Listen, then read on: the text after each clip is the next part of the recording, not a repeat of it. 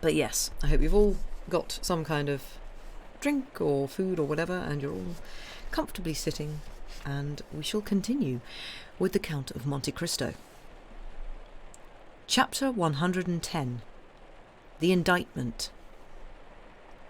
The judges took their seats in the midst of utter silence.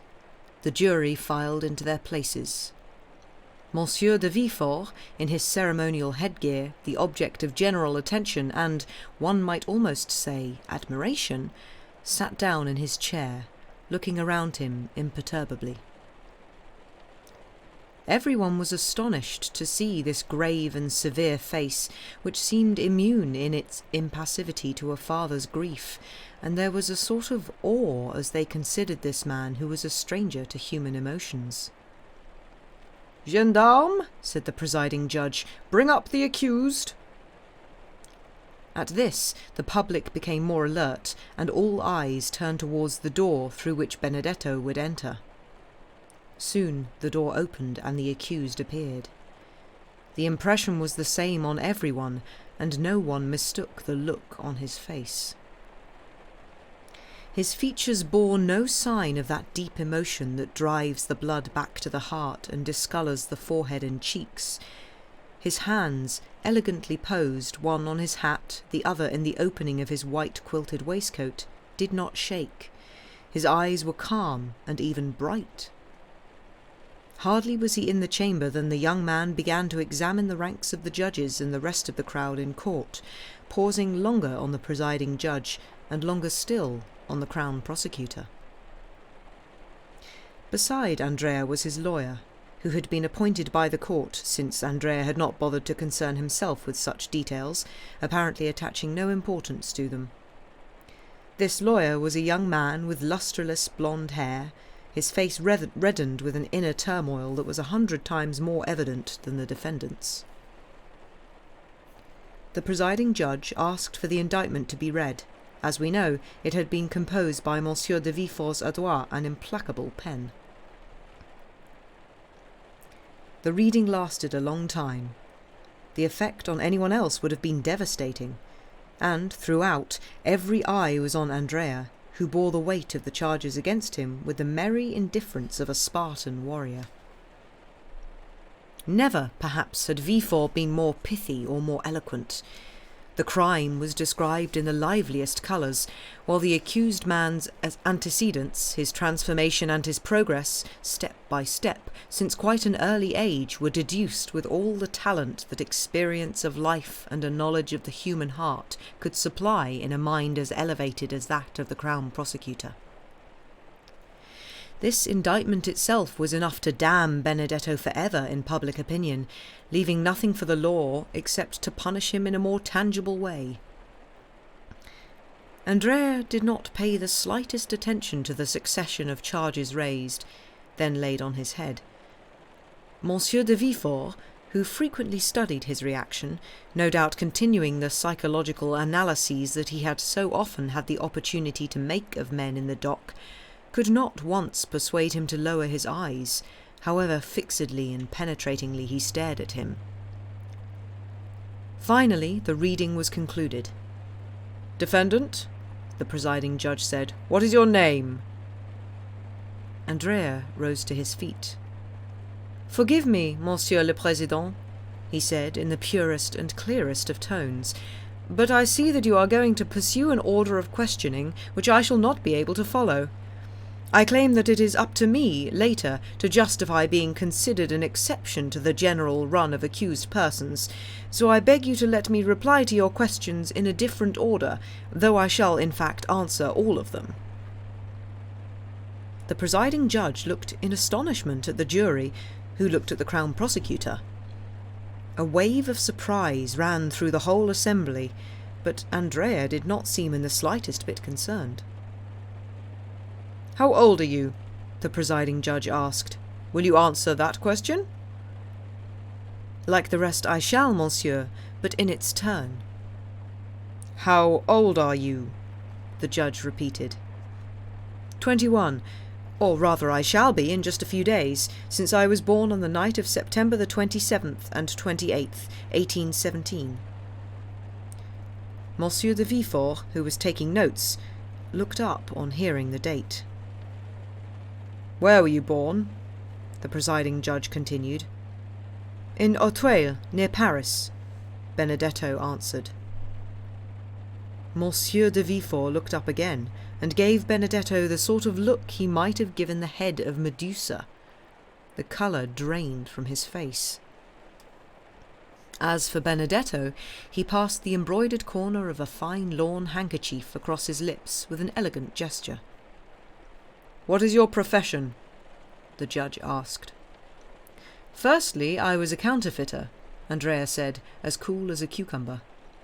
"Then I took up the profession of a thief, and quite recently I have become a murderer."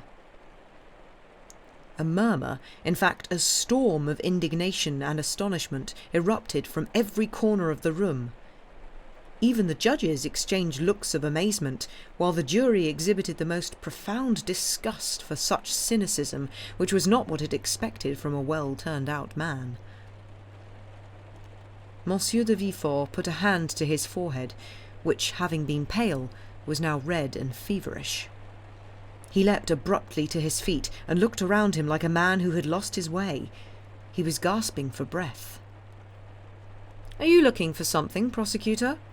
Benedetto asked, with his most obliging smile. Monsieur de Villefort said nothing, but sat down, or rather fell back into his chair. "Prisoner, will you now agree to tell us your name?" asked the presiding judge. "The brutal manner in which you have enumerated your various crimes, which you describe as professions, making it as it were a point of honour, something for which, in the name of morality and respect for humankind, the court must severely reprimand you. All these may well be the reason why you have so far declined to give us your name. You wish to enhance the name by first giving your titles." "It's extraordinary, Monsieur le Président," Benedetto said, in the most condescending tone of voice and with the politest of manners. "How clearly you have read my mind. That was indeed precisely why I asked you to change round the order of questions." The amazement was at its height. The accused words showed no trace of boasting or cynicism, and a stunned audience sensed that there was some burst of lightning gathering in the depths of this dark cloud. "Very well," said the judge. "What is your name?" "I cannot tell you my name, because I do not know it, but I know the name of my father, and I can tell you that." Villefort was blinded by a flash of pain. Bitter drops of sweat could be seen falling rapidly from his cheeks onto the papers which he was shuffling with distraught and convulsive hands. "Then tell us the name of your father," the judge said. Not a breath or a sigh broke the silence. The whole of this vast assembly was hushed and waiting. "My father is a crown prosecutor," Andrea replied calmly. "A crown prosecutor?" the judge said in astonishment, without noticing the shocked expression on Villefort's face. "A crown prosecutor?" "Yes, and since you ask me his name, I shall tell you. His name is de Villefort." The outburst that had for so long been contained by the respect that is paid to the law while a court is in session erupted like a peal of thunder from every breast. The court itself did not even consider trying to repress this movement in the crowd. There were interjections, insults shouted at Benedetto, who remained impassive, violent gestures, commotion among the gendarmes, and the sniggering of that baser element which in any crowd rises to the surface in times of disturbance or scandal. All this lasted 5 minutes before the judges and ushers could manage to restore calm. In the middle of all this noise, the presiding judge's voice could be heard shouting, "Prisoner, are you making fun of the law? Do you dare to give your fellow citizens the spectacle of a degree of corruption which is hitherto unequalled even in an age which has had more than its fair share of the same?" 10 people flocked round the Crown Prosecutor, who was sitting completely overwhelmed, and offered him consolation, encouragement, and assurances of their entire sympathy. Order was finally restored, except at one place in the room where a fairly large group continued to call out and agitate. It appeared that a woman had fainted. She was offered smelling salts and came back to her senses. Throughout all this commotion, Andrea had turned a smiling face on the crowd. Then, at last resting one hand on the oak handle of his bench in the most elegant posture, he said, "Gentlemen, God forbid that I should try to insult the court, or before such an august company try to cause any unnecessary scandal. I was asked what age I am, and I answered. I was asked where I was born, and I replied. I was asked my name, and I cannot say it because my parents abandoned me. But even without saying my name, since I have none, I can say that of my father. So, I repeat it. My father is called Monsieur de Villefort, and I am ready to prove it." The young man's voice carried a certainty, a conviction, and a power that reduced everyone to silence. For a moment every eye turned towards the Crown Prosecutor, who remained as motionless in his seat as a man who had just been struck dead by lightning. "Gentlemen," Andrea said, with a tone and a gesture that demanded silence, "I owe you proof of my words, and an explanation for them." "But," snapped the presiding judge, "you declared in the preliminary hearings that you were called Benedetto, and that you were an orphan, describing Corsica as your homeland." "I said at that hearing what was convenient for me to say then, because I did not want anyone to weaken or even prevent the solemn repercussions of my words, and this would surely have been done. I now repeat that I was born in Auteuil in the night of September the 27th to the 28th, 1817, and that I am the son of Crown Prosecutor de Villefort. Now, do you want some details? Here they are. I was born on the first floor of number 28, Rue de la Fontaine, in a room hung with red damask. My father took me in his arms, telling my mother that I was dead, wrapped me in a towel marked with an H and an N, and carried me down to the garden, where he buried me alive. A shudder went through the whole room when they saw that the prisoner's confidence was growing to keep pace with Monsieur de Villefort's horror. "But how do you know all these details?" the judge asked. "I shall tell you, Monsieur le Président. That very same night, in the garden where my father had just buried me, a man who was his mortal enemy had entered, having long waited and watched in order to carry out an act of Corsican vengeance against him. The man had hidden himself in a clump of bushes. He saw my father bury something in the ground and struck him with a knife while he was still engaged in the operation. Then, thinking that the object must be some treasure, he dug up the hole and found me, still alive. The man took me to the orphanage, where I was admitted under the number 57. 3 months later, his sister travelled from Rogliano to Paris to fetch me, claimed me as her son, and took me away. This is how, even though I was born in Auteuil, I was brought up in Corsica." There was a moment's silence, but a silence so profound that, had it not been for the tension that seemed to be exhaled from 1,000 breasts, you would have thought the room empty. "Continue," said the presiding judge.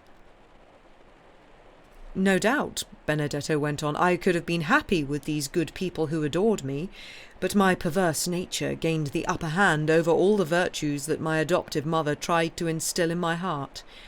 I grew up badly and turned to crime. One day, when I was cursing God for making me so wicked and giving me such a dreadful fate, my adoptive father said, 'Don't blaspheme, you wretch. God was generous in giving you life. The evil comes not from you, but from your father, the father who doomed you to hell should you die, and to misery if some miracle should give you life.' From then on, I ceased to blaspheme God, but I cursed my father. That is why I have come here and spoken the words for which you have reproached me, Monsieur le Président. That is why I caused the commotion from which this gathering has still not recovered. If that is a further crime, punish me for it. But if I have convinced you that from the day of my birth my fate has been mortal, tormented, bitter, and lamentable, then pity me."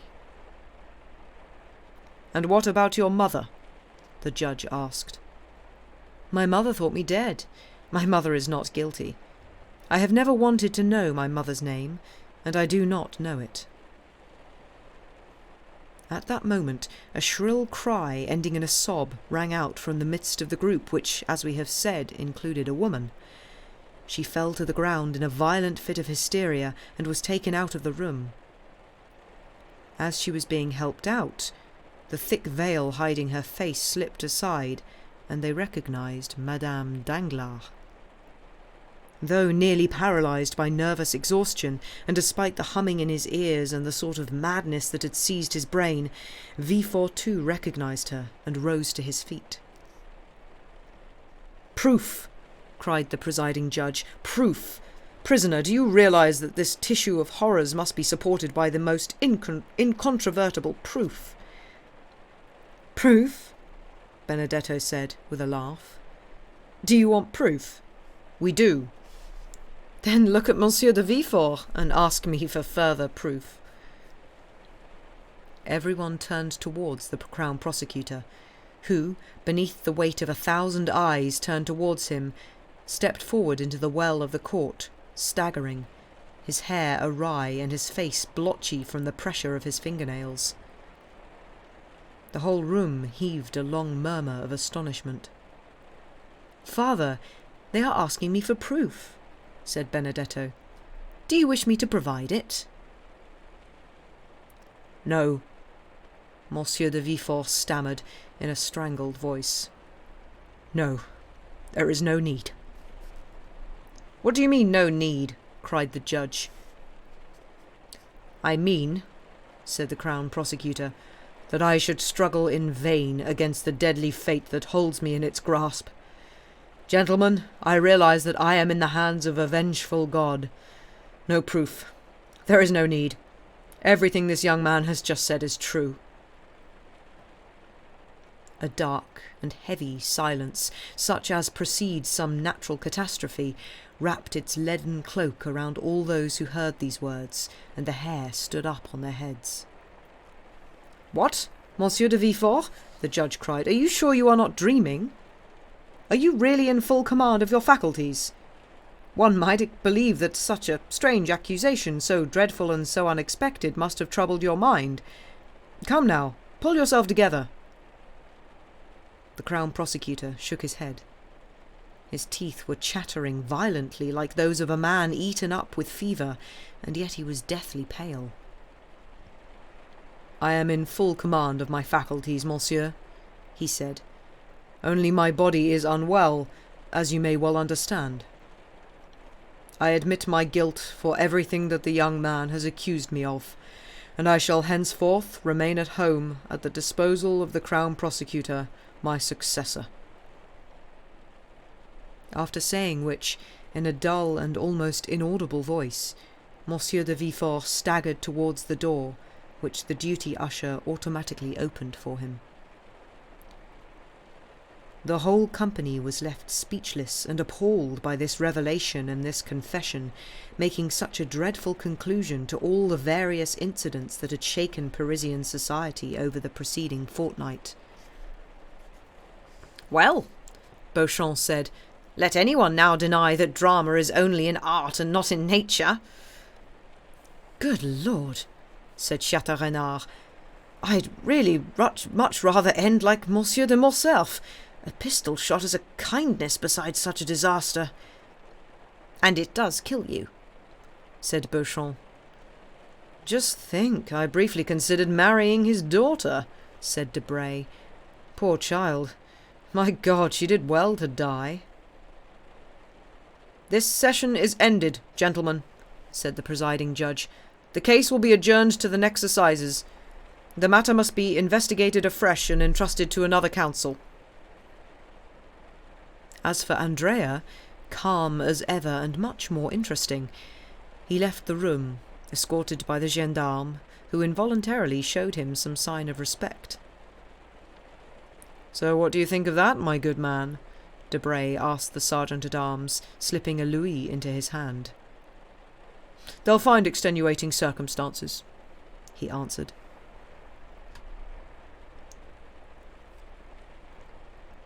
Chapter 111. Expiation. The crowd, closely packed though it was, opened to let Monsieur de Villefort pass. Great sorrow is so august that, even in the most unfortunate times, there is no case recorded when the first reaction of the mass has not been to sympathise with the great catastrophe. Many hated people have been killed by the mob, but rarely has anyone unfortunate, even a criminal, been attacked by the men who were present when he was condemned to death. Thus Villefort was able to pass through the ranks of spectators, guards, and officials of the courts, and to walk away, having admitted his guilt, but protected by his grief. There are some situations which men instinctively comprehend but are unable to comment on intellectually. In such cases, the greatest poet is the one who emits the most powerful and the most natural cry. The crowd takes this cry for a complete story, and it is right to be satisfied with that, and still more so to find it sublime when it is truthful. In any case, it would have been impossible to express the state of stupefaction in which Villefort found himself on leaving the courts, or to describe the fever that made every artery throb, tensed every fibre, swelled every vein to bursting, and dissected every point of his mortal body in millions of agonies. He dragged himself along the corridors, guided solely by habit. He threw the magistrate's gown off his shoulders, not because he felt it was proper for him to quit it, but because it had become an overwhelming burden, a shirt of Nessus, full of torments. Staggering, he reached the Cour Dauphine, saw his carriage, woke the coachman by opening the door himself, and slumped back against the cushions, while pointing towards the Faubourg Saint-Honoré. The coachman set off. The full weight of his devastated fortune had come down upon his head, and this weight was crushing him. He did not know what the outcome would be. He had not measured it. He felt it, but did not assess the legal consequences like a cold murderer commenting on the letter of the law. God was in the depth of his heart. "God," he murmured, without even knowing what he was saying. "God, God." He could only see the hand of God behind the maelstrom that had overwhelmed him. The carriage sped along. Writhing on his cushions, Villefort felt something underneath them. He reached for it. It was a fan that Madame de Villefort had lost between the cushion and the back wall of the carriage. The fan woke some memory, and the memory was like a flash of lightning in the dark. Villefort thought of his wife. "Oh!" he cried, as if a hot iron had traversed his heart. For the past hour he had only one side of his misfortune before his eyes. Now, suddenly, his mind saw another, and one no less terrible than the first. He had just assumed the role of implacable judge with this woman, condemning her to death, and she, stricken with terror, crushed with remorse, and sunk beneath the shame that he had aroused in her with the eloquence born of his own spotless virtue. She, a poor, feeble woman, defenceless against this absolute and supreme authority, might perhaps at this very moment be preparing to die. An hour already had elapsed since her condemnation. No doubt she was going over all her crimes in her memory, asking for God's mercy and writing a letter to humbly beg forgiveness of her virtuous husband, a favour that she would purchase at the cost of her life. Villefort gave another roar of pain and fury. "Oh!" he cried, writhing on the satin upholstery of his carriage. This woman only became a criminal because she touched me. I am oozing with crime. She caught it off me as one may catch typhus or cholera or the plague. And I am punishing her? I dared to tell her, repent and die. I? No, she shall live. She will follow me. We will flee, leave France, wander as far as the earth will carry us. I spoke to her of the scaffold. Good Lord, how did I dare utter the word? The scaffold waits also for me. We shall flee. I shall confess all to her. Yes, every day I shall tell her, prostrating myself, that I too have committed a crime. What a marriage of the tiger and the snake, worthy wife of a husband such as I. She must live. My infamy must make hers pale into insignificance. And Villefort slammed down the window in the front of the carriage, rather than opening it, crying, "Faster! Faster!" in a voice that made the coachman leap up on his seat. The horses, carried forward by fear, flew to the house. Yes, Villefort repeated as he drew closer to home. The woman must live. She must repent and bring up my son, my poor child, the only one apart from the indestructible old man who has survived the destruction of the family. She loved him. Everything she did was for him. One must never despair of the heart of a mother who loves her child. She will repent. No one will know that she was guilty. The crimes that were committed in my house, which now trouble people's thoughts, will be forgotten in time. Or, if some enemies of mine do remember them, they will add them to the list of my crimes. 1, 2, 3 more, what does it matter? My wife will escape, taking some money with her, or, and above all, taking my son, far from the abyss into which I feel everyone must tumble with me. She will live. She will be happy again, since all her love is invested in her son, and her son will never leave her. I shall have done a good deed. My heart grows lighter at the thought. The Crown Prosecutor breathed more freely than he had for a long time. The carriage drew up in the courtyard of the house. Villefort leapt from the running board onto the steps. He saw that the servants were surprised at his early return. He read nothing else on their faces. No one said anything to him. They stopped in his path as usual to let him pass, nothing more. He passed Noirtier's room, and, through the half-open door, he saw, as it were, 2 shadows. But he did not concern himself about the other person who was with his father. All his thoughts were drawing him somewhere else. "Come," he said, climbing the little stairway leading to his wife's apartments and to Valentine's empty room. "Come, nothing here has changed." He took particular care to close the landing door. "No one must bother us here," he said. "I must be able to speak freely to her, to accuse myself before her, to tell her everything." He approached the door and reached out for the glass handle. The door opened. "Not locked. Oh, good, very good," he muttered, entering the little drawing-room where in the evenings they would put up Edouard's bed. Though he was at boarding school, the child returned home every evening. His mother did not want to be separated from him. In a single glance he took in the little drawing-room. "No one," he said. "She must be in her bedroom." He rushed to the door, but this one was locked. He stopped, trembling. "Heloise!" he shouted, and he thought he heard a piece of furniture move. "Heloise!" he said a second time. "Who is there?" said the voice of the woman he was calling. It seemed to him that this voice was weaker than usual. "Open up! Open up!" Villefort cried. "It is I." Despite the anguished tone in which this order was given, the door did not open. Villefort broke the lock with a kick.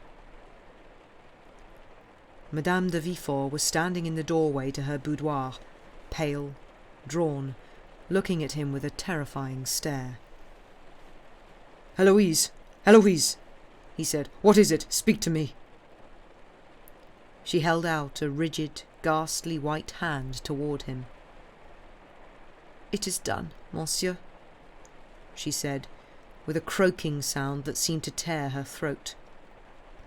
"What more do you want?" And she fell full length on the carpet. Villefort ran to her and grasped her hand. The hand was convulsively clasping a crystal flask with a gold stopper. Madame de Villefort was dead. Senseless with horror, Villefort shrank back to the door of the room and looked at the body. Then suddenly he cried, "My son! Where is my son? Edouard! Edouard!" And he rushed from the room, shouting the boy's name in such anguished tones that the servants came running. "My son! Where is my son?" Villefort asked. Someone must take him away. Don't let him see—" "But Monsieur Edouard is not downstairs, monsieur," the valet replied. He must be playing in the garden. Go and find him." "No, monsieur. Madame called her son about half an hour ago. Monsieur Edouard went into Madame's room and has not come down since then." An icy sweat poured across Villefort's brow. His feet stumbled on the floor, and his thoughts began to whirl in his head like the disordered works of a broken watch. "To Madame's room?" he muttered. "To Madame's?" And he slowly retraced his steps, wiping his forehead with one hand and supporting himself with the other against the wall. Going back into the room meant once more seeing the unhappy woman's body. Calling Edouard meant reawakening the echo of this room which had become a coffin. To speak was to violate the silence of a tomb. Villefort's tongue seemed to be paralyzed in his throat. "Edouard," he stammered. "Edouard?" The child did not reply. So where was he if, as the servant said, he had gone into his mother's room and not come out? Madame de Villefort stepped forward. Madame de Villefort's body was lying across the doorway to the boudoir in which Edouard must be. The body seemed to be keeping watch on the threshold with staring, open eyes and with a frightful and mysterious look of irony on the mouth. Behind the body, the curtain was lifted to reveal part of the boudoir, a piano, and the end of a blue satin sofa. Villefort took 3 or 4 steps forward and saw his child lying on the divan. No doubt the boy was sleeping. The unfortunate man had a sudden feeling of unspeakable joy. A ray of pure light had shone into the hell in which he was writhing. It was merely a matter of stepping over the body into the boudoir, taking the child in his arms, and fleeing with him a long, long way away. Villefort was no longer the man whose exquisite corruption made a model of a civilized man. He was a mortally wounded tiger leaving its broken teeth in its last wound. He was no longer afraid of prejudice, but of ghosts. He took a running jump over the body, as if he had been leaping across a blazing fire. He picked up the child in his arms, holding him close, shaking him, calling to him. The child did not reply. He pressed his eager lips to his cheeks, but the cheeks were livid and ice-cold. He massaged his stiffened limbs, he put his hand to his heart, but the heart was no longer beating. The child was dead. A sheet of folded paper fluttered from Edouard's breast. Devastated, Villefort dropped on his knees. The child fell from his lifeless arms and rolled over towards his mother. Villefort picked up the paper, recognized his wife's handwriting, and perused it eagerly. This is what he read. "You know that I was a good mother, since it was for the sake of my child that I became a criminal. A good mother does not go away without taking her son with her." Villefort could not believe his eyes. Villefort could not believe his own reason. He dragged himself towards Edouard's body and examined it with the minute attention that a lioness gives to the study of a dead cub. Then he gave a heart-rending cry. "God!" he cried, "as ever, God!" The 2 victims appalled him. Within himself he could feel rising the horror of a solitude peopled by two corpses. A moment before, he had been sustained by fury, that huge resource for a strong man, and by despair, the supreme virtue of grief, which drove the Titans to climb the heavens and Ajax to brandish his fist at the gods. Villefort bent his head under the weight of sorrows, rose up on his knees, shook his hair, which was damp with sweat and standing on end with horror, and this man, who had never had pity on anyone, went to seek out the old man, his father, just so that in his weakness he might have someone to whom to tell his misfortune and someone with whom to weep. He went down the staircase that we already know and came into Noirtier's. When Villefort entered, Noirtier seemed to be listening, attentively and as affectionately as his paralysis allowed, to Abbé Busoni, who was as calm and emotionless as ever. Seeing the abbé, Villefort put his hand to his forehead. The past returned to him like one of those waves which, in its rage, raises more foam than any of its fellows. He recalled the visit that he had paid to the abbé the day after the dinner in Auteuil, and the visit that the abbé had paid him on the day of Valentine's death. "Are you here, monsieur?" he said. "And do you never appear except in the company of death?" Busoni rose to his feet. Seeing the look on the lawyer's face and the fierce light burning in his eyes, he realized, or thought he realized, that the events at the assizes had taken place. He knew nothing of the rest. "I came to pray over the body of your daughter," Busoni replied. "And today? Why are you here today?" "I have come to tell you that you have paid your debt to me, and that from now on I shall pray God that he will be satisfied, as I am." "My God!" Villefort cried, shrinking back with a horrified look on his face. "That voice, it is not Abbé Busoni's?" "No." The abbé tore off his tonsured wig and shook his head so that his long black hair fell freely across his shoulders, framing his features. "That is the face of Monte Cristo," Villefort exclaimed, looking aghast. "Not quite, monsieur. Look harder and further back."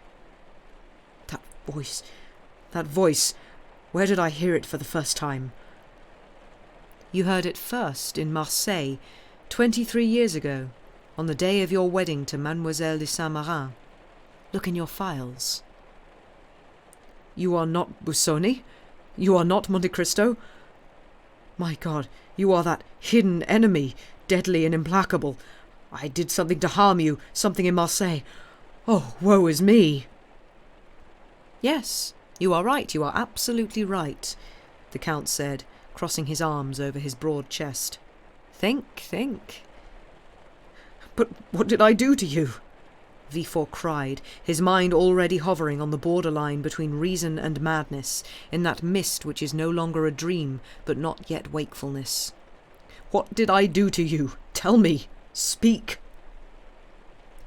"You condemned me to a slow and frightful death. You killed my father, and you deprived me of love at the same time as you deprived me of freedom, and of fortune as well as love." "Who are you, then who are you? My God!" "I am the spectre of an unfortunate man whom you locked up in the dungeons of the Château d'If. When this spectre finally emerged from its tomb, God put on it the mask of the Count of Monte Cristo, and showered it with diamonds and gold, so that you should not recognize it until today." "Ah, I recognize you! I do recognize you!" the Crown Prosecutor said. "You are—" "I am Edmond Dantès." You are Edmond Dantès!" cried the Crown Prosecutor, grasping the Count by the wrist. "Then come with me." He dragged him down the staircase, and Monte Cristo followed him, amazed, not himself knowing where he was being taken, but with a premonition of some further catastrophe. "There, Edmond Dantès," he said, showing the Count the bodies of his wife and child. "There, look! Are you fully avenged?" Monte Cristo paled at this terrible spectacle. He realized that he had exceeded the limits of vengeance. He realized that he could no longer say, "God is for me and with me." With an inexpressible feeling of anguish, he threw himself on the child's body, opened the eyes, felt the pulse, and dashed with it into Valentine's room, double-locking the door behind him. "My child!" Villefort cried. "He's stealing my child's body! Accursed man! Woe betide you!" He tried to rush after Monte Cristo, but, as if in a dream, felt his feet rooted to the ground, his eyes bursting out of their sockets, and his fingers gradually burying themselves in his chest until blood reddened his nails. The veins of his temples swelled with boiling ferments that tried to burst the narrow vault of his skull and drown his brain in a deluge of fire. This paralysis lasted for several minutes, until the frightful commotion in his mind was stilled. Then he gave a great cry, followed by a long burst of laughter, and dashed down the stairs. A quarter of an hour later, the door to Valentine's room opened, and Monte Cristo reappeared, pale, leaden-eyed and heavy in heart. All the features of his face, which were usually so calm and noble, were distorted with pain. In his arms he held the child whom no measure had succeeded in restoring to life. Monte Cristo knelt on one knee and reverently set him down beside his mother, his head resting on her breast. After that, he got up and went out. Coming across a servant, he said, "Where is Monsieur de Villefort?"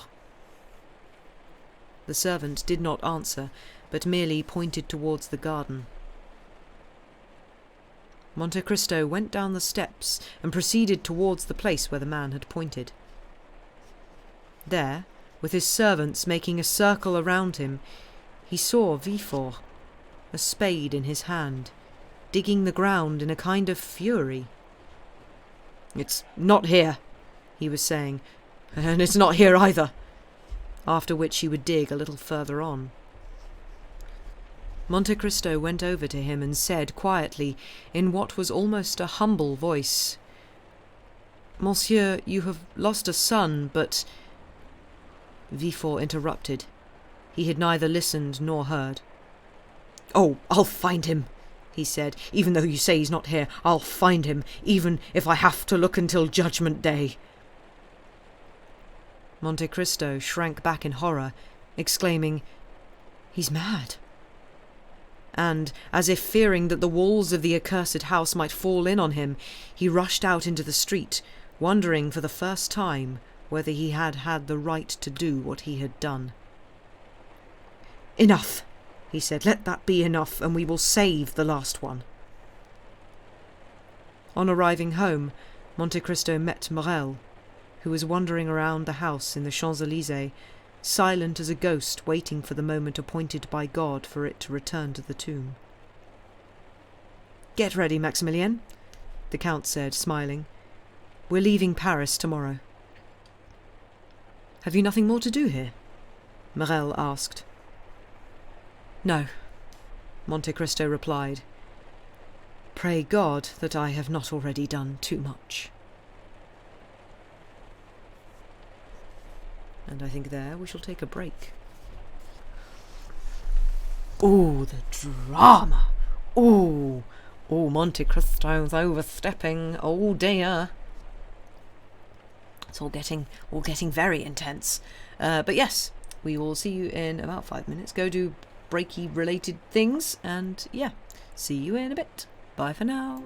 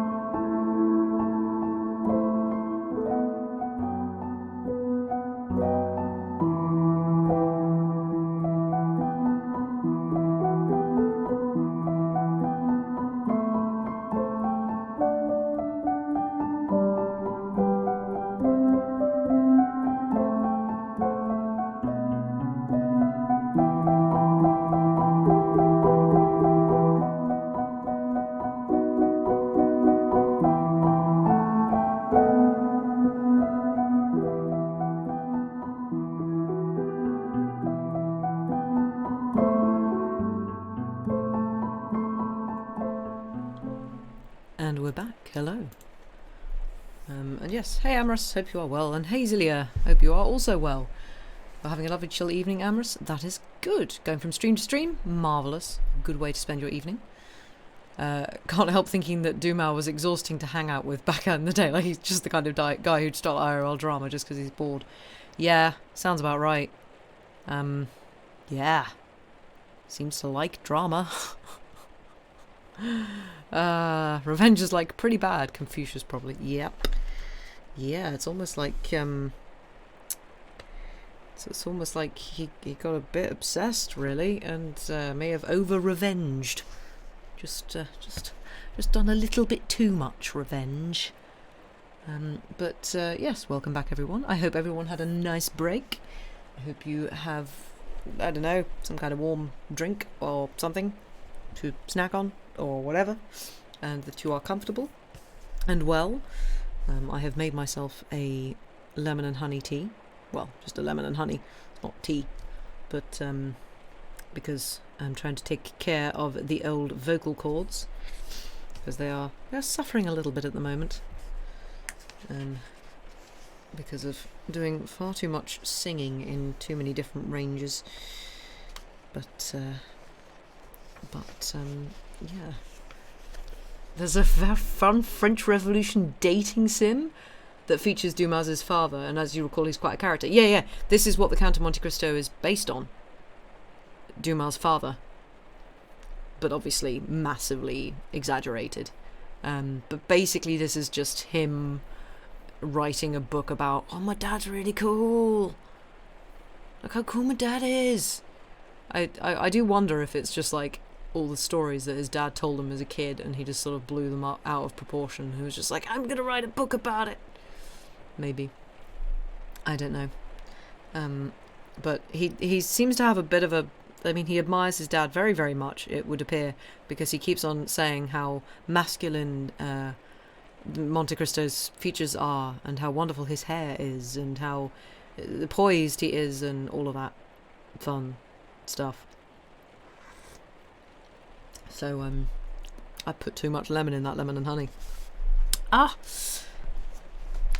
But yeah. So, well, don't mind me just accidentally typing into chat. Nearly accidentally typing into chat. With a book. Doing well here. But yes. Shall we continue? Let us continue with all of the dramas. What chapter are we on now? Aha. Chapter 112. Departure. All Paris was engrossed in what had just taken place. Emmanuel and his wife discussed it, with quite understandable surprise, in their little house on the Rue Meslay, and as they drew comparisons between the three disasters, all as sudden as they were unexpected, that had struck Morcerf, Danglars, and Villefort. Maximilien, who had come to visit, listened to their conversation, or at least he was present while they talked, plunged into his usual state of insensibility. "Really, Emmanuel," said Julie, "wouldn't you think that all these rich people, so happy only a short while ago, had built their fortunes, their happiness, and their social position, while forgetting to allow for the wicked genie, and that this genie, like the wicked fairy in Perrault's stories, who was not invited to some wedding or christening, had suddenly appeared to take revenge for that fatal omission?" "So many disasters," Emmanuel said, thinking of Morcerf and Danglars. "So much suffering," said Julie, remembering Valentine, though her woman's instinct told her not to mention the name in front of her brother. "If God did strike them," Emmanuel said, "that's because God, who is goodness itself, could find nothing in the past life of these people which would justify a mitigation of sentence. It means that they were indeed damned."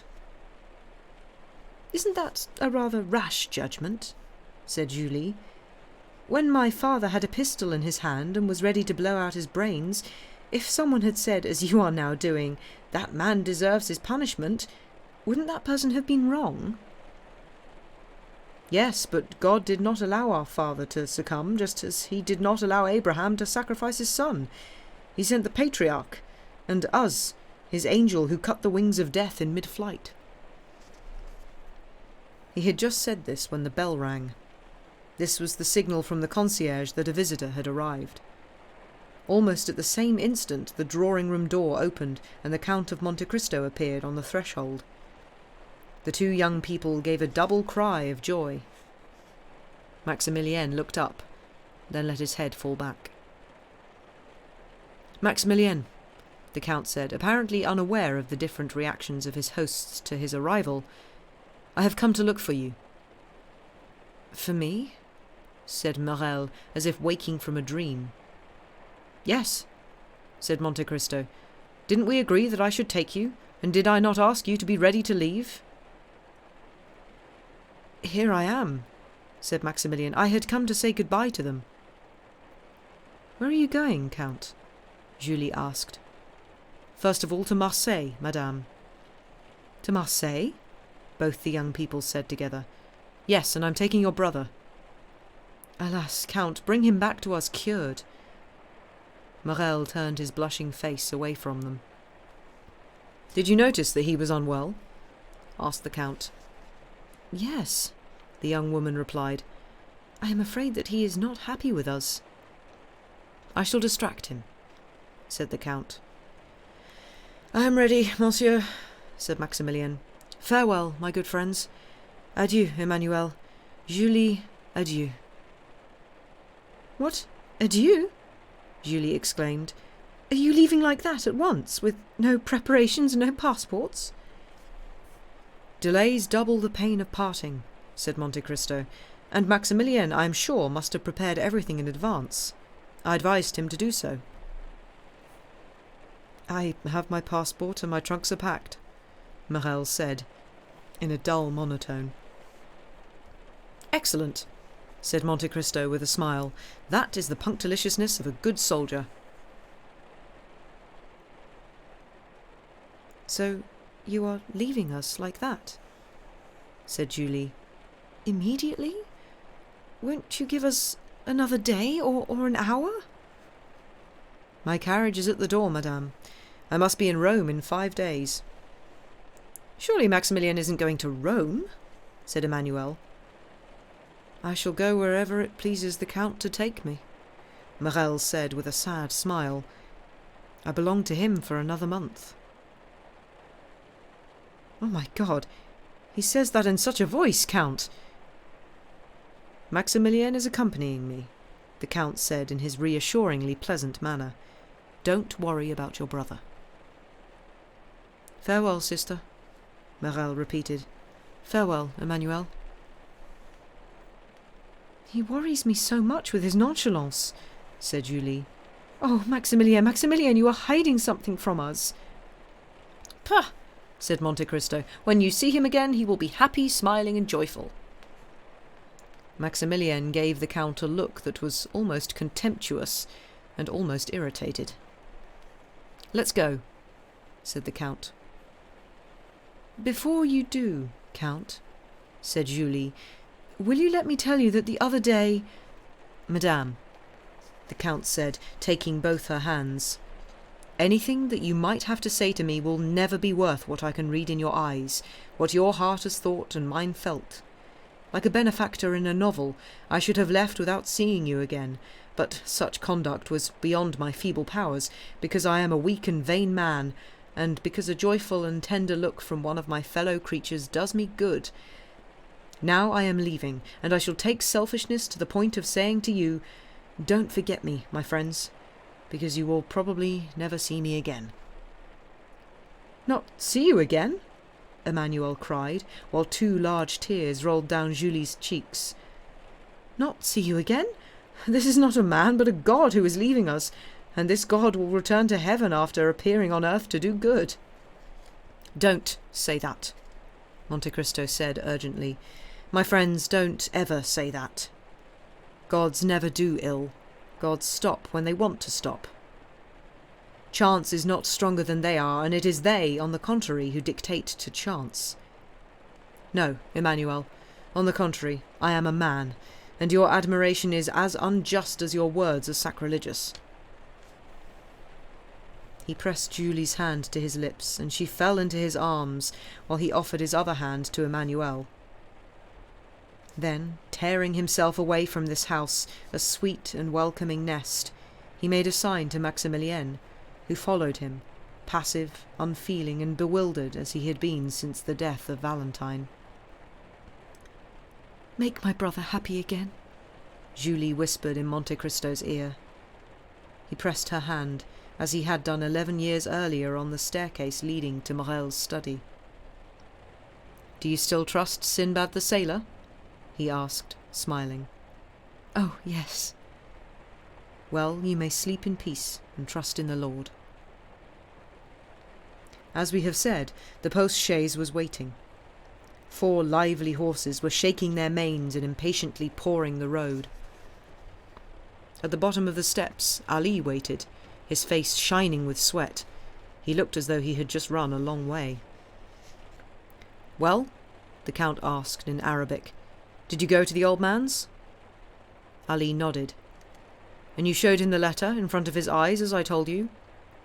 "Yes," Ali repeated respectfully. "And what did he say? Or rather do?" Ali stood under the light so that his master could see him, and, with his intelligent devotion, imitated the old man's face, closing his eyes as Noirtier did when he meant yes. "Very good. He accepts," said Monte Cristo. "Let's go." Hardly had he said the words than the carriage began to move and the horses' hoofs struck a shower of sparks from the cobbles. Maximilien settled into his corner without saying a word. After half an hour, the coach suddenly stopped. The Count had just tugged on the silver thread attached to Ali's finger. He got down and opened the door. The night was shining with stars.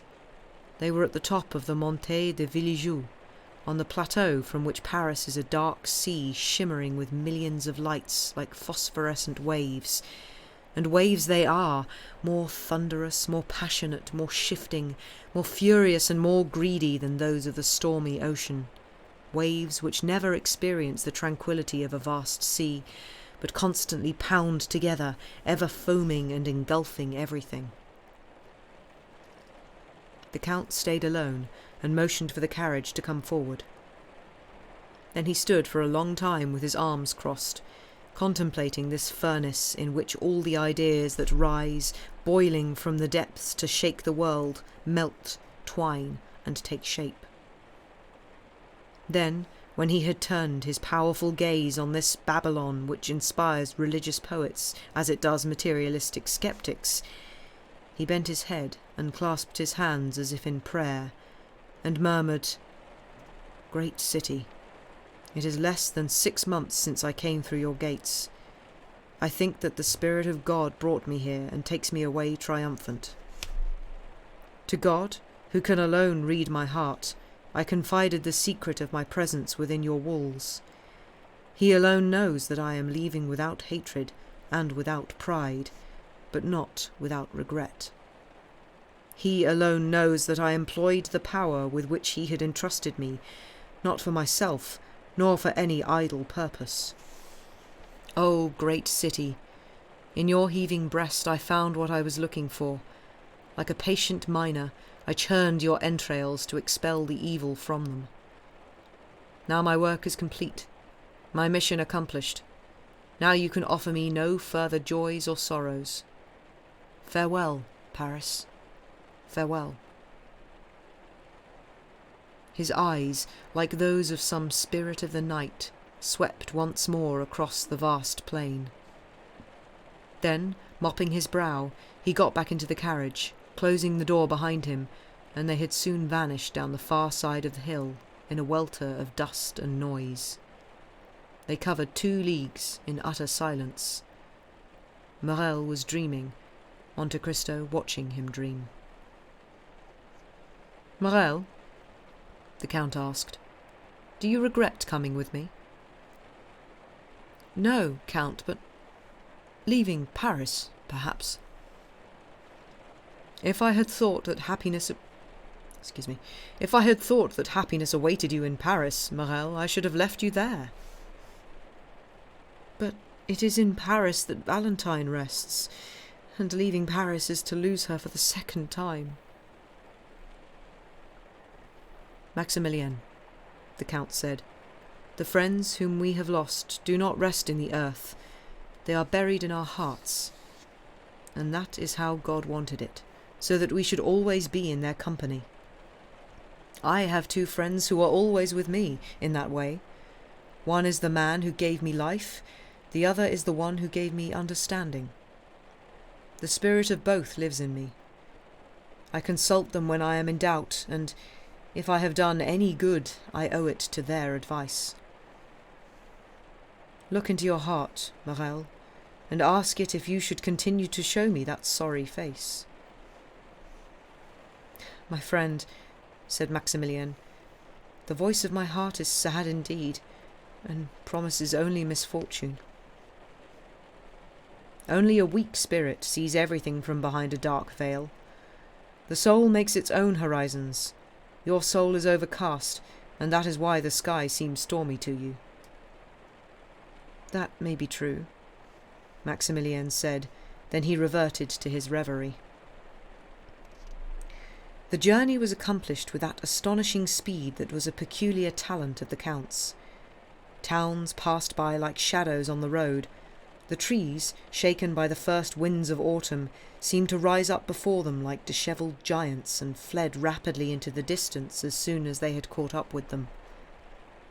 The next morning they arrived at Châlons, where the Count's steamship was waiting.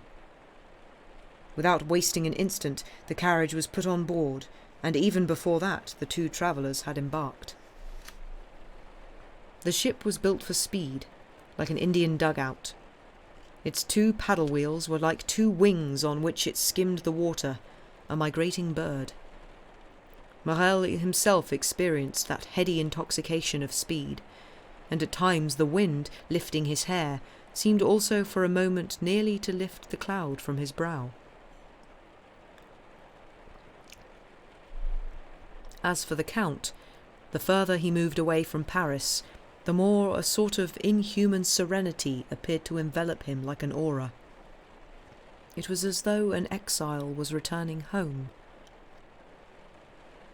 Soon Marseille, white, warm, throbbing with life, Marseille, twin sister of Tyre and Carthage, their successor as ruler of the Mediterranean, Marseille, ever younger, the older she grows, Marseille appeared before them. For both men the scene was rich in memories. The round tower, the Fort Saint-Nicolas, Puget's town hall, and the port with its brick quays where both of them had played as children. So, by common agreement, they stopped on the Canebière. A ship was leaving for Algiers. The packages, the passengers crowded on the deck, the host of friends and relations saying goodbye, shouting, weeping, made a spectacle that is always moving, even for those who see it every day. But even this commotion could not take Maximilien's mind off something that had struck him as soon as he set foot on the broad stones of the quay. "Look," he said, taking Monte Cristo's arm. "This is the place where my father stopped when the Pharaon came into port. Here the good man whom you saved from death and dishonour threw himself into my arms. I can still feel his tears on my face. And he did not weep alone. Many other people were in tears when they saw us." Monte Cristo smiled. "I was there," he said, showing Morel the corner of a street. As he said this, from the direction towards which the Count was pointing, they heard a painful groan and saw a woman waving to a passenger on the boat that was about to leave. The woman was veiled. Monte Cristo watched her with an emotion that Morel would easily have perceived if, unlike the Count's, his eyes had not been fixed on the boat. "Oh, my God!" he cried. "I'm right! That young man waving his hat, the one in uniform, it's Albert de Morcerf!" "Yes," said Monte Cristo. "I recognized him." "How could you? You were looking in the opposite direction." The Count smiled, as he did when he did not want to reply, and his eyes turned back to the veiled woman, who disappeared round the corner of the street, Then he turned back to Morel. "Dear friend," he said, "don't you have something to do in town?" "I must go and weep on my father's grave," Morel replied softly. "Very well. Go, and wait for me there. I shall join you." "Are you leaving me?"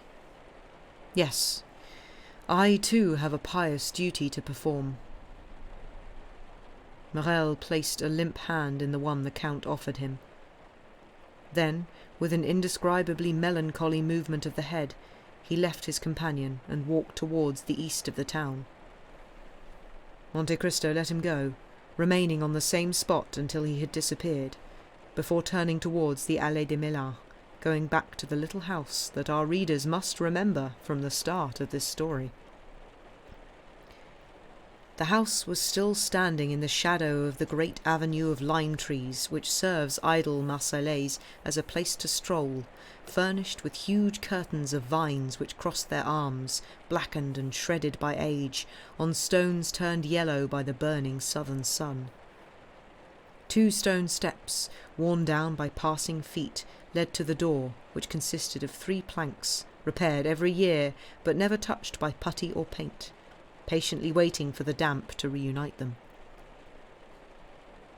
Old as it was, the house was still charming, joyful despite its evident poverty, and still the same as the one where old Dantes had once lived.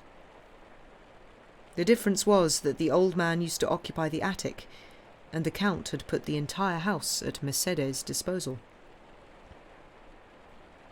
The woman whom Monte Cristo had seen leaving the departing ship came here, and was shutting the door just as he appeared at the corner of the street, so that he saw her vanish almost as soon as he caught up with her. The worn steps were old acquaintances, and he knew better than anyone how to open the old door, its inner latch raised by a broad-headed hook. He went in without knocking or calling, like a friend, like a guest. At the end of a passage paved in brick lay a little garden, bathed in warmth, sun and light. Here, at the place he had mentioned, Mercédès had found the money that the Count had considerately put there 25 years earlier. The trees of this garden could be seen from the street door. As he reached the threshold, Monte Cristo heard a sigh which was like a sob. This sigh guided his eyes to a leafy arbour of jasmine with long purple flowers, where he saw Mercédès sitting, weeping. She had raised her veil, and, alone in the sight of heaven, her face hidden in her hands, she freely abandoned herself to the sighs and tears that she had repressed for so long in her son's presence. Monte Cristo took a few steps forward, the sand crunching under his feet. Mercédès looked up and cried out in terror at seeing a man in front of her. "Madame," the Count said, "I am no longer able to bring you happiness, but I can give you consolation. Would you accept it, as from a friend?" "Indeed," said Mercédès, "I am very unhappy, and alone in the world. I only had my son, and he has left me."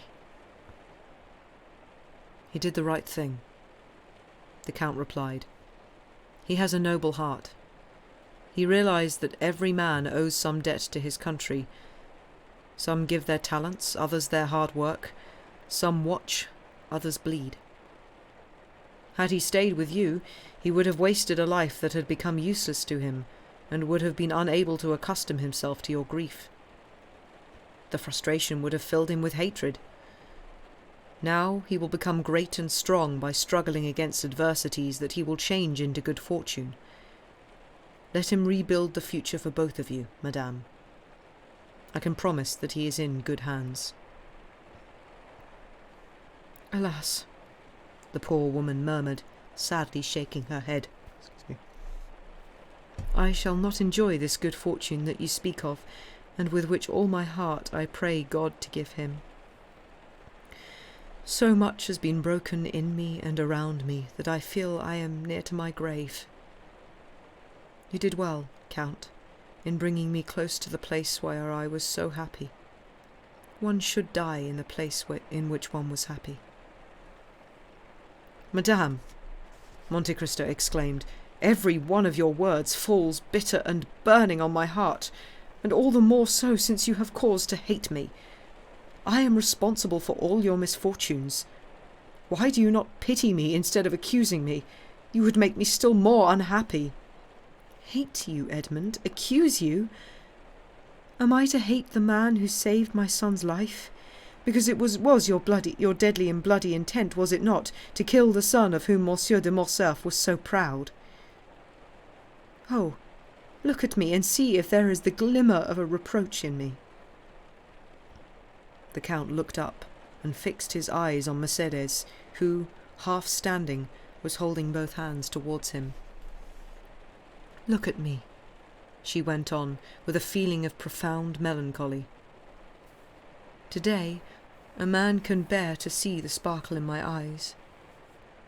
The days have gone when I used to smile at Edmond Dantès as he waited for me up there, by the window of the garret where his old father lived. Since then, many sad days have gone by, digging a gulf between me and that time. Accuse you, Edmund? Hate you, my friend? No, it is myself that I accuse and hate. Oh, wretch that I am!" she cried, clasping her hands and raising her eyes to heaven. "Have I been punished enough? I had religion, innocence, and love, the three gifts that make angels, and, wretch as I am, I doubted God." Monte Cristo took a step towards her and silently offered his hand, but she gently drew back her own. "No," she said. "No, my friend, do not touch me. You have spared me, but of all those whom you have struck, I was the most guilty. The others acted out of hatred, greed, or selfishness, but I was a coward. They wanted something. I was afraid. No, don't squeeze my hand, Edmund. I can see that you are about to say something kind, but don't. Keep it for someone else. I no longer deserve your affection.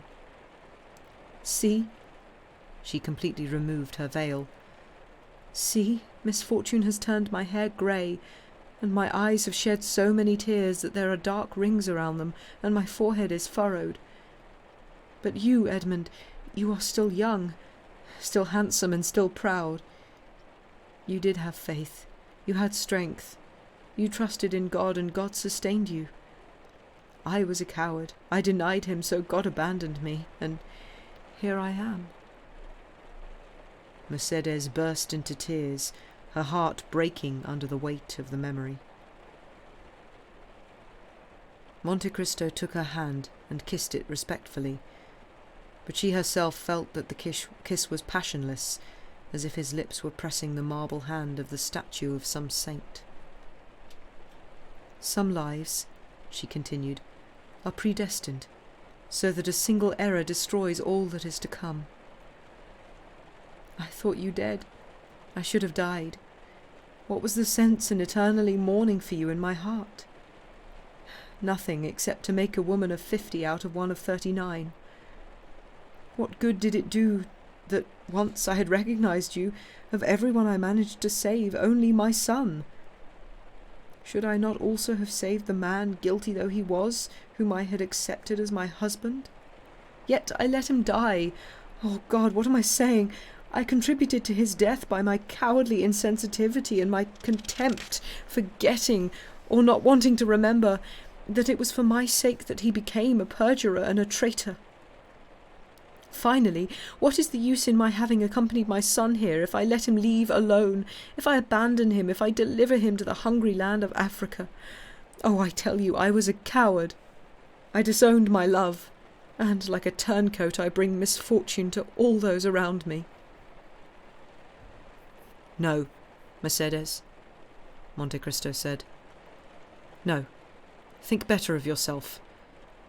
You are a noble and devout woman, and your grief disarmed me.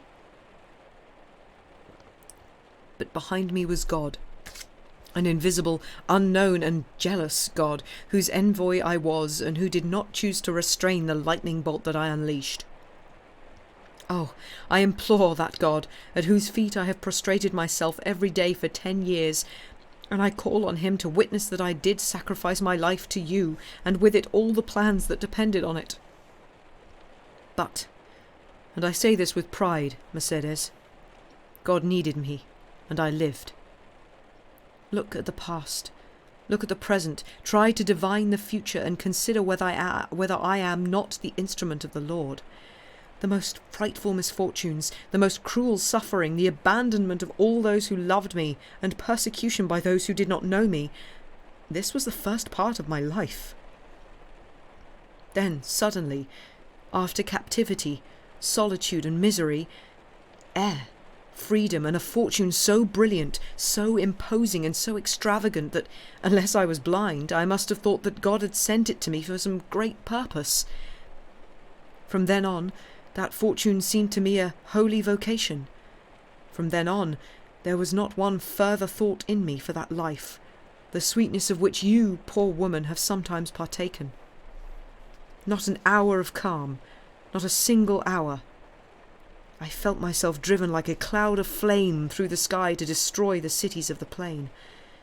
Like those adventurous captains who set off on some dangerous voyage or prepare for a perilous expedition, I got together my supplies, I loaded my weapons, and I gathered the means of attack and defence, making my body used to the most violent exercise and my soul to the roughest shocks, teaching my arm to kill, my eyes to see suffering, and my mouth to smile at the most dreadful of spectacles. Kind, trustful, and forgiving as I was, I made myself vengeful, secretive, and cruel, or rather impassive, like fate itself, which is deaf and blind. Then I launched myself down the road that I had opened, plunging forward until I had reached my goal. Woe betide whomsoever I met on my path. "Enough," Mercedes cried. "Edmund, enough. You may believe that the only person to recognize you was also the only one who could understand. But Edmund, the woman who recognized and understood you, even if you had found her standing in your way and broken her like glass, would have had to admire you, Edmund. Just as there is a gulf between me and the past, so there is a gulf between you and other men, and my most painful torture, I can tell you, is to make comparisons. There is no one in the world your equal. There is nothing that resembles you. Now, say farewell to me, Edmund, and let us be parted."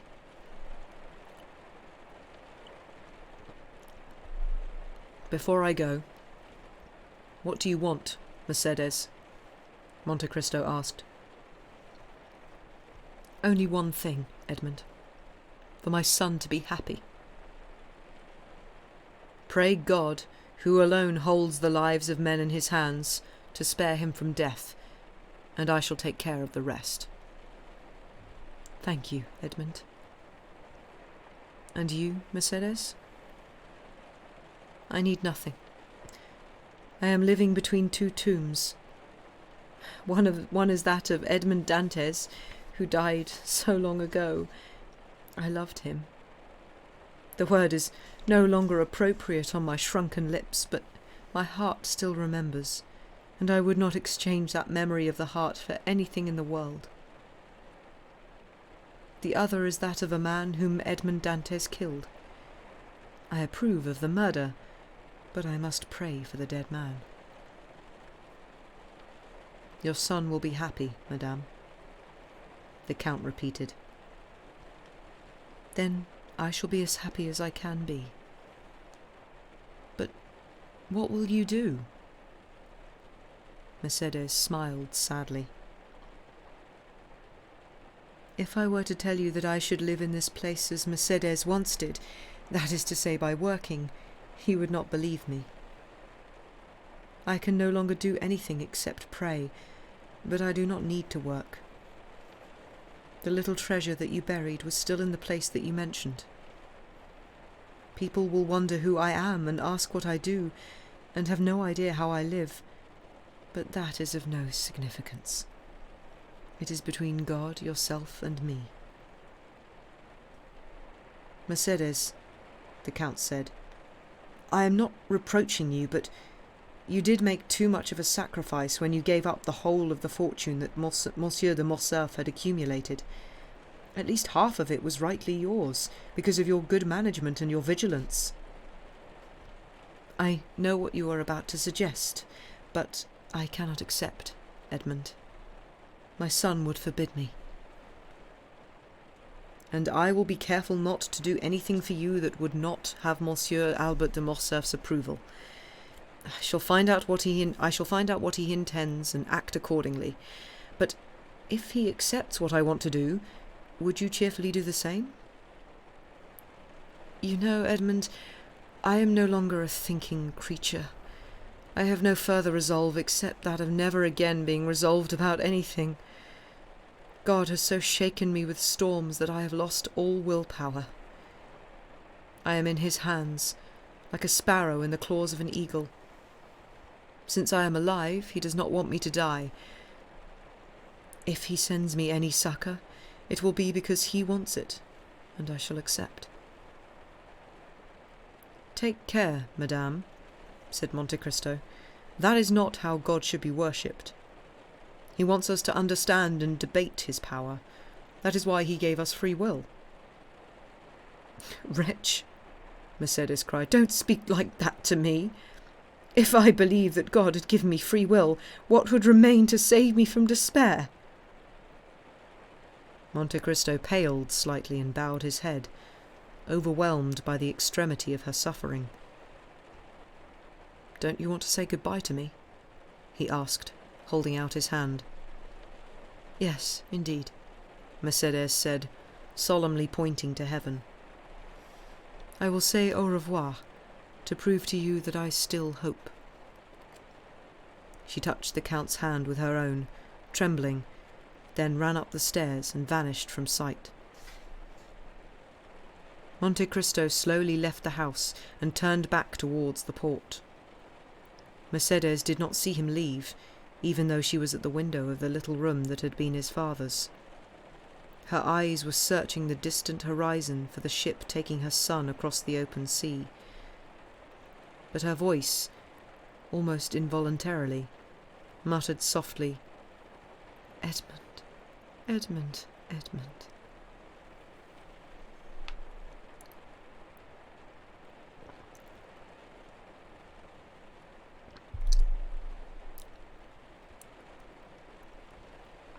Chapter 113. The Past. The Count came away heavy-hearted from this house where he was leaving Mercedes, in all probability never to see her again. Since the death of little Edouard, a great change had overtaken Monte Cristo. Having reached the summit of his vengeance by the slow and tortuous route that he had followed, he had looked over the far side of the mountain and into the abyss of doubt. There was more than that. The conversation that he had just had with Mercedes had awoken so many memories in his heart that these memories themselves needed to be overcome. A man of the Count's stamp could not long exist in that state of melancholy which may give life to vulgar souls by endowing them with an appearance of originality, but which destroys superior beings. The Count decided that if he had reached the stage where he was blaming himself, then there must be some mistake in his calculations. I think ill of the past, he said, and cannot have been mistaken in that way. What? Could the goal that I set myself have been wrong? What, have I been on the wrong road for the past 10 years? What, can it be that in a single hour the architect can become convinced that the work into which he has put all his hopes was, if not impossible, then sacrilegious? I cannot accept that idea, because it would drive me mad. What my thinking today lacks is a proper assessment of the past, because I am looking at this past from the other end of the horizon. Indeed, as one goes forward, so the past, like the landscape through which one is walking, is gradually effaced. What is happening to me is what happens to people who are wounded in a dream. They look at their wound and they feel it, but cannot remember how it was caused. Come, then, resurrected man. Come, extravagant Croesus. Come, sleepwalker. Come, all-powerful visionary. Come, invincible millionaire. And for an instant rediscover that dread prospect of a life of poverty and starvation. Go back down the roads where fate drove, where misfortune led, and where despair greeted you. Too many diamonds, gold, and happiness now shine from the glass of the mirror in which Monte Cristo gazes on Dantes. Hide the diamonds, dull the gold, dampen the rays. Let the rich man rediscover the poor one, the free man the prisoner, and the resurrected man the corpse. Even as he was saying this to himself, Monte Cristo went down the Rue de la Cassière. This was the same street down which, one night 24 years before, he had been led by a silent guard. These houses, now bright and full of life, had then been dark, silent, and shuttered. Yet they are the same, Monte Cristo muttered. The difference is that then it was night and now it is full daylight. It is the sun that brings light and joy to all this. He went down to the quays along the Rue Saint-Laurent and walked towards the Consigne. This was the point on the port from which he had been brought to the ship. A pleasure boat was going past with its superstructure covered in cotton twill. Monte Cristo called the master, who immediately turned the boat towards him with the eagerness shown in such circumstances by a boatman who senses a good tip in the offing. The weather was splendid, the journey a delight. The sun was setting on the horizon, blazing red in the waters that caught fire as it descended towards them. The sea was as flat as a mirror, but wrinkled from time to time by leaping fish, chased by some unseen enemy that jumped out of the water to look for safety in another element. Finally, on the horizon could be seen the fishing boats on their way to Les Martigues, or the merchant ships bound for Corsica or Spain, passing by as white and elegant as travelling gulls. Despite the clear sky and the finely shaped ships, despite the golden light flooding the scene, the Count, wrapped in his cloak, recalled one by one all the details of the dreadful journey. The lone light burning in Les Catalans, the sight of the Château d'If that told him where he was being taken, the struggle with a gendarme when he tried to jump into the water, his despair when he felt himself overcome, and the cold touch of the muzzle of the carbine pressed to his temple like a ring of ice. Little by little, just as the springs that dry up in the summer heat are moistened bit by bit when the autumn clouds gather and begin to well up, drop by drop, so the Count of Monte Cristo also felt rising in his breast the old overflowing gall that had once filled the heart of Edmond Dantes. From now on, there was no more clear sky, or graceful boats, or radiant light for him. The sky was clouded over with a funereal veil, and the appearance of the black giant known as the Château d'If made him shudder, as though he had suddenly seen the ghost of a mortal enemy. They were about to arrive. Instinctively the Count shrank to the far end of the boat, even though the master told him in his most unctuous voice, "We're about to land, monsieur." Monte Cristo recalled that on this same spot, on this same rock, he had been violently dragged by his guards, who had forced him to go up the ramp by digging him in the side with the point of a bayonet. The journey seemed long then to Dantes. Monte Cristo had found it quite short. Every stroke of the oars threw up a million thoughts and memories in the liquid dust of the sea. Since the July Revolution, there had been no more prisoners in the Château d'If. Its guardhouse was inhabited only by a detachment of men who were meant to discourage smugglers, and a concierge waited for visitors at the door to show them round this monument of terror which had become a monument of curiosity. Yet, even though he knew all this, when he passed under the vault, went down the dark staircase, and was taken to see the dungeons that he had asked to visit, a cold pallor swept across his brow, and its icy sweat flowed back into his heart. The Count asked if any former doorkeeper had remained from the time of the Restoration. All had retired or gone on to other work. The concierge who showed him round had been there only since 1830. He was taken to see his own dungeon. He saw the pale light seeping through the narrow window. He saw the place where the bed had stood, though it had since been removed. And behind the bed, now blocked but still visible because of the newness of the stones, the opening made by Abbe Faria. Monte Cristo felt his legs give way under him. He took a wooden stool and sat down. "Do they tell any stories about this castle, apart from those to do with Mirabeau's imprisonment here?" he asked. "Is there any tradition connected with these dismal haunts in which one can hardly believe that men once shut up their fellow creatures?" "Yes, monsieur," said the concierge. "The doorkeeper Antoine even told me one story about this very cell." Monte Cristo shuddered. This doorkeeper Antoine was his doorkeeper. He had almost forgotten the name and the face, but on hearing the name he saw the face, its features ringed by a beard, and the brown jacket and the bunch of keys. It seemed to him that he could hear them rattle still. He even turned around and thought he could see the man in the corridor, in shadows made even darker by the light of the torch that burned in the concierge's hands. "Would the gentleman like me to tell him the story?" the man asked. "I would," said Monte Cristo. "Tell me." And he put a hand on his chest to repress the beating of his heart, terrified at hearing his own story. "Tell me," he repeated. "This dungeon," the concierge said, "was inhabited by a prisoner, a long time ago, who was a very dangerous man, and it appears all the more dangerous since he was very industrious.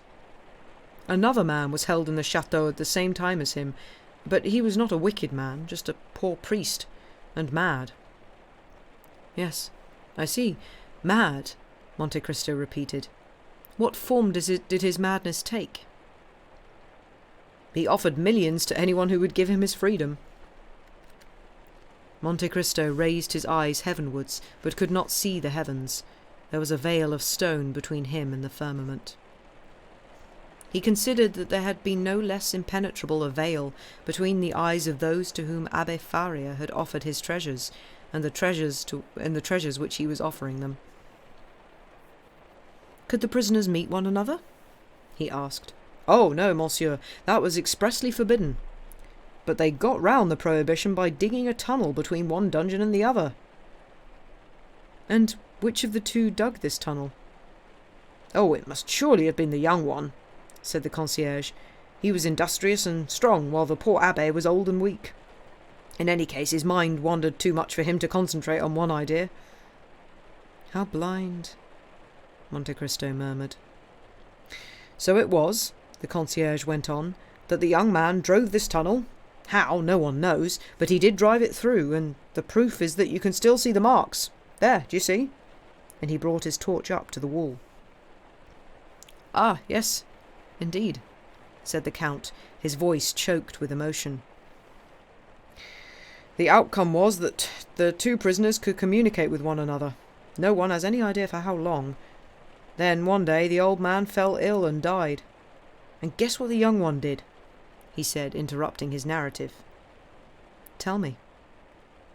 "He took away the body of the dead man, put him in his own bed with his face turned towards the wall, then returned to the empty dungeon, blocked the hole, and slipped into the dead man's winding sheet. Can you imagine such a thing?" Monte Cristo closed his eyes and felt again every sensation that he had undergone when the rough cloth rubbed against his face, still cold from the corpse.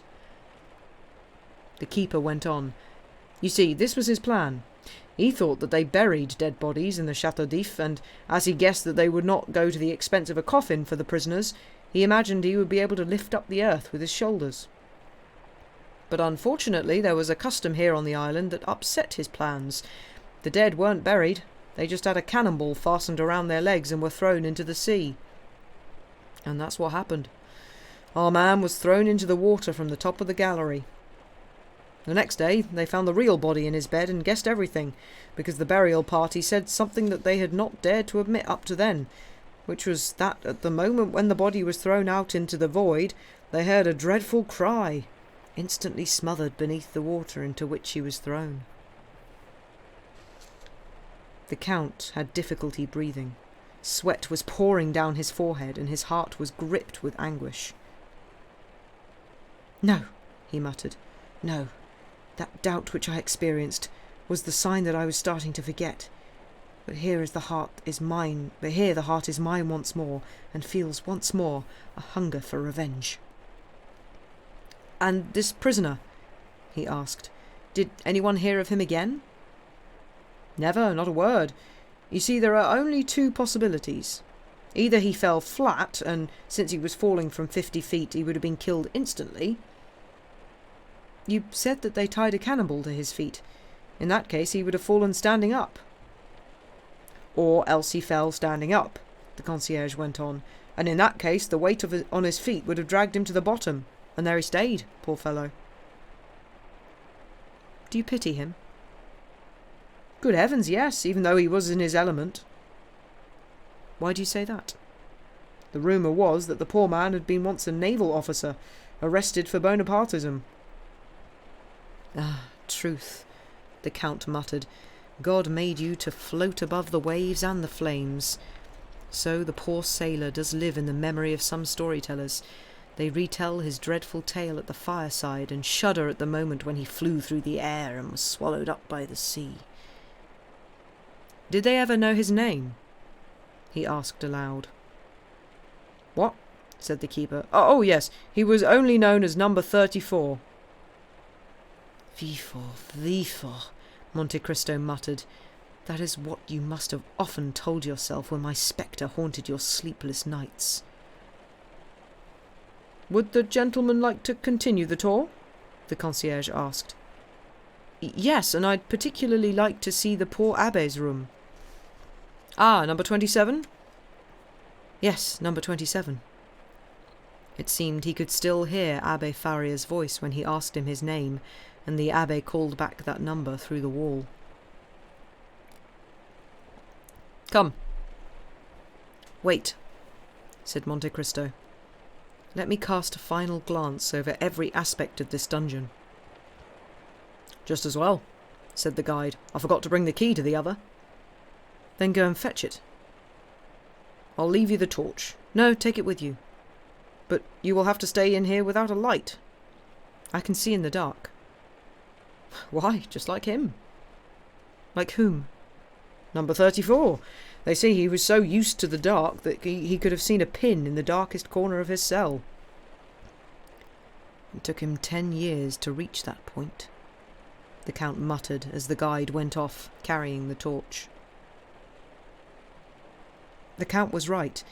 He had hardly been a few moments in the dark before he could see everything as if in broad daylight. So he looked all around him, and truly recognized his dungeons. "Yes," he said, "there is the stone on which I used to sit. There is the trace of my shoulders where they have worn their imprint on the wall. There is the mark of the blood that flowed from my forehead the day when I tried to dash out my brains against the wall. Oh, those figures! I remember. I made them one day when I was calculating the age of my father to know if I would find him alive, and the age of Mercedes to know if I should find her free. I had a moment's hope after doing those sums. I had not counted on starvation and infidelity." A bitter laugh escaped him. As if in a dream, he had just seen his father being taken to the tomb and Mercedes walking to the altar. He was struck by an inscription on the far wall. Still white, it stood out against the greenish stones. "My God," he read, "let me not forget." Yes, yes, he said. That was my only prayer in my last years. I no longer asked for freedom. I asked for memory, and was afraid I should become mad and forget. My God, you did preserve my memory, and I have not forgotten. Thank you, God, thank you. At that moment, the light of the torch was reflected off the walls. The guide had returned. Monte Cristo went to meet him. "Follow me," the man said, and without needing to return to the daylight, he took him down an underground corridor which led to another entrance. Here, too, Monte Cristo was overwhelmed with a host of thoughts. The first thing that struck him was the meridian on the wall by which Abbe Faria counted the hours. Then there were the remains of the bed on which the poor prisoner died.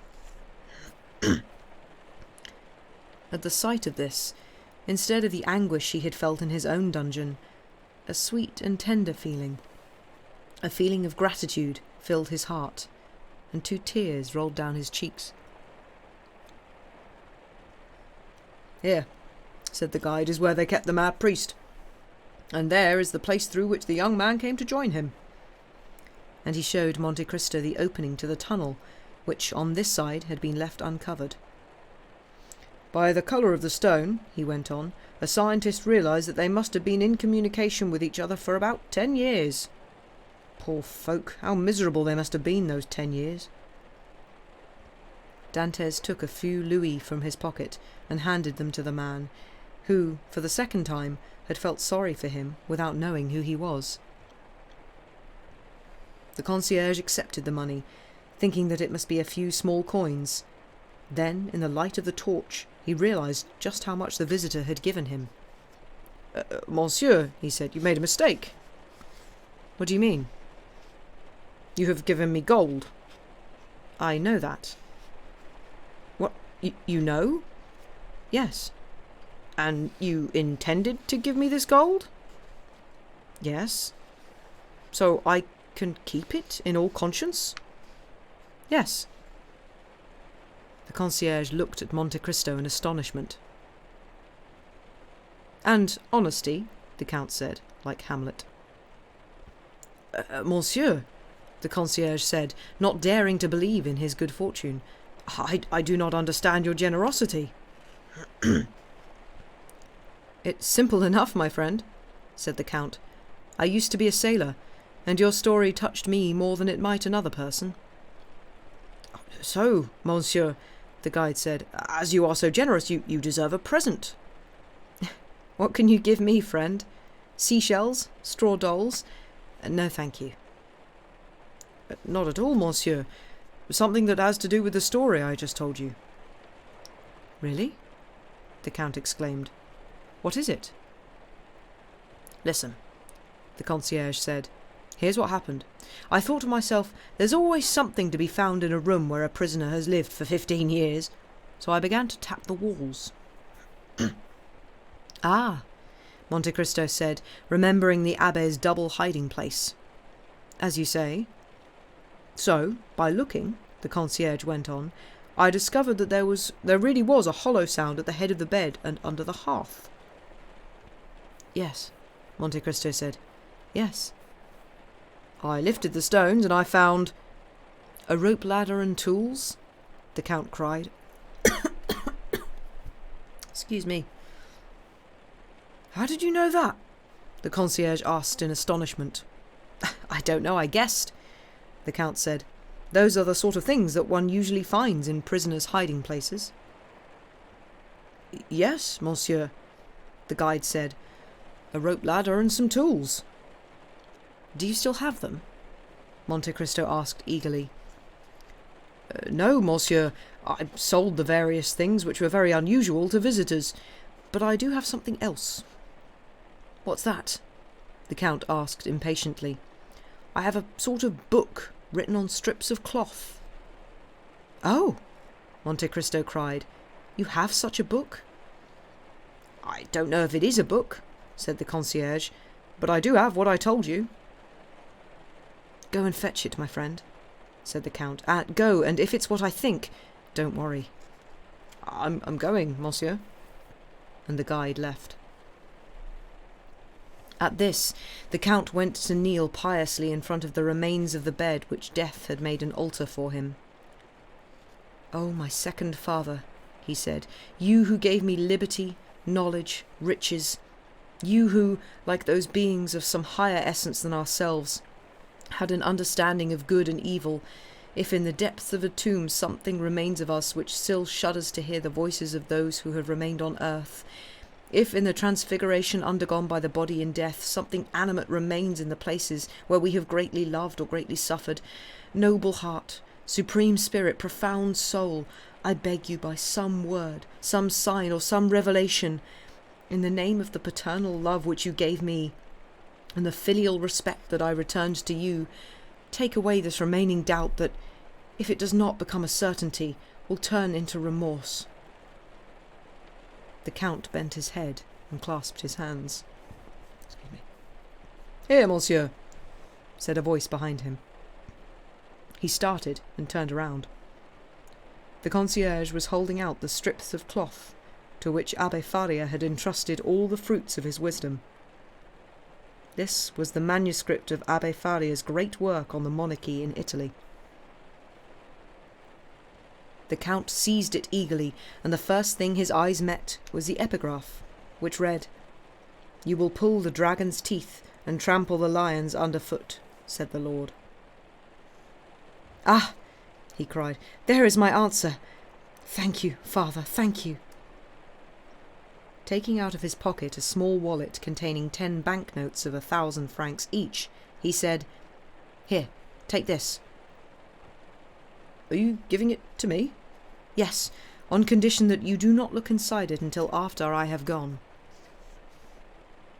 Placing the relic which he had just found against his chest, a relic which for him was worth the most precious treasure, he hurried out of the underground tunnel and stepped back into the boat, with the order, "To Marseille."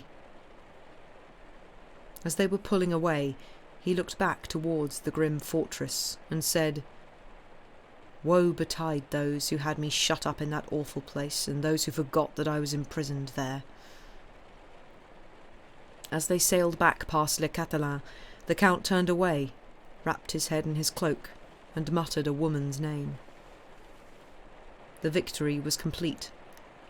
Twice he had driven away his doubts, and the name which he spoke with an expression of tenderness that was close to love was that of Haydée.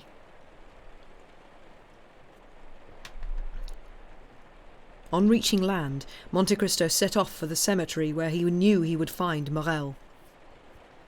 10 years earlier, he too had piously searched out a tomb in this graveyard, but he had searched in vain. Returning to France a millionaire, he had been unable to find the tomb of his father, who had starved to death. Morel had indeed arranged for a cross to be raised, but the cross had fallen, and the gravedigger had burned it, as gravediggers do with old pieces of wood lying around in cemeteries.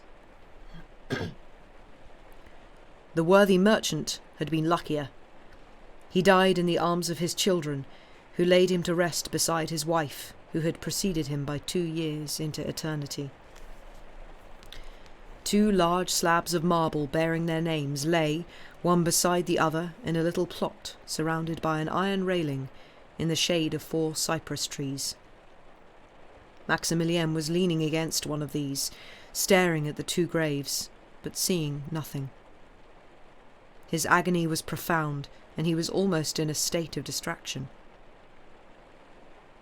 "Maximilien," the Count said, "that is not where you should be looking, but there," and he pointed to heaven.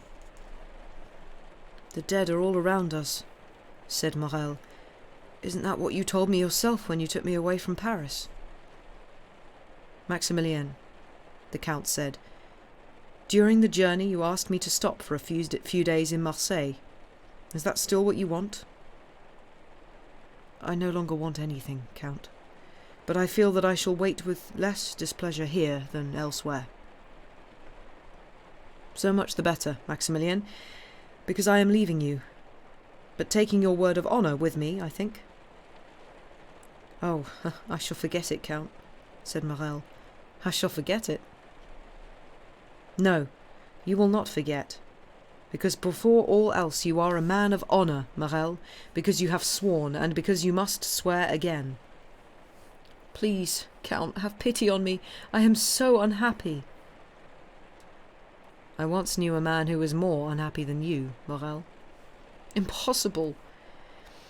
"Alas," said Monte Cristo, "our poor species can pride itself on the fact that every man thinks himself unhappier than another unfortunate weeping and moaning beside him." "What can be more unhappy than a man who had lost the only thing in the world that he loved and desired?" "Listen, Morel," Monte Cristo said, "and concentrate for a moment on what I am about to tell you. I knew a man who, like you, placed all his expectations of happiness in a woman. He was young and had an old father whom he loved and a fiancée whom he adored.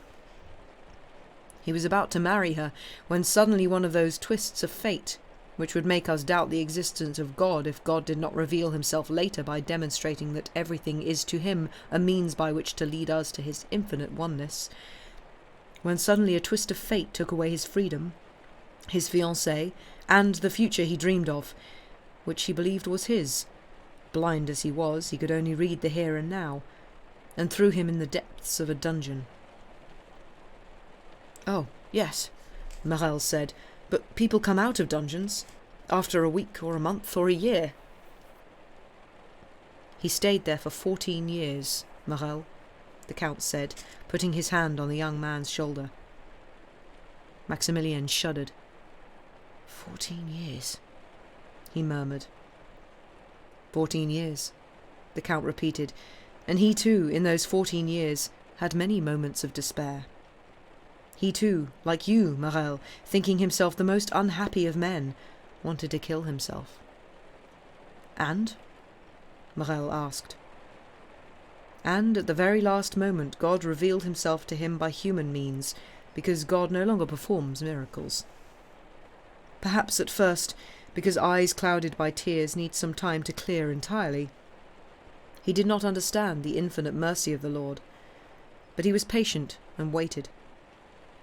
One day he miraculously emerged from his tomb, transfigured, rich, powerful, almost a god. His first thought was for his father, but his father was dead." "My father too is dead," said Morel. "Yes, but he died in your arms. Loved, loved, happy, honoured, rich and full of years. This man's father died poor, desperate, doubting God, and when, 10 years after his death, his son looked for the grave, even that had vanished, and no one could tell him, 'Here is where the heart that loved you so sleeps in the Lord.'" "Oh," said Morel. "So, as a son, he was unhappier than you are, Morel. He did not even know where to find his father's grave." "Yes," said Morel, "but he did still have the woman whom he loved." "You are wrong, Morel. The woman—" "Was she dead?" Maximilien cried. "Worse. She had been unfaithful and married one of her fiancé's tormentors. So you see, Morel, the man was more unfortunate even than you are." "And did God send him consolation?" Morel asked. "He did at least send him tranquillity." "And might he still be happy one day?" "He hopes so, Maximilien." The young man bowed his head, and after a moment's silence said, "You have my promise, but remember—" and he offered Monte Cristo his hand. "On October the 5th, Morel, I shall expect you on the island of Monte Cristo.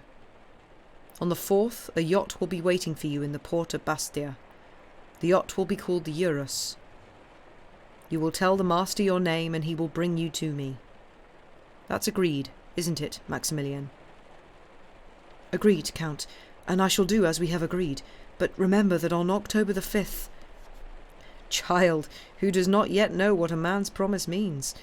I have told you 20 times that on that day, if you still want to die, I shall help you. Now, farewell." "Are you leaving me?" "Yes, I have business in Italy. I am leaving you alone. Alone with your grief. Alone with that powerful eagle which the Lord sends to his elect to transport them to his feet. The story of Ganymede is not a fable, Maximilian, but an allegory." "When will you leave?" "Immediately. The steamship is waiting for me, and in an hour I shall already be far away.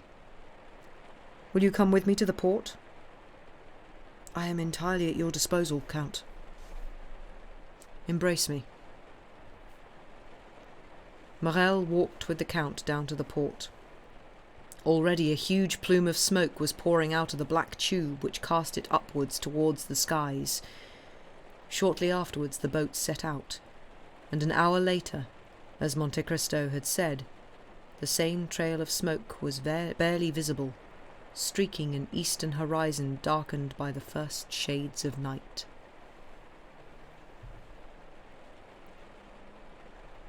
And I think we shall end there for today.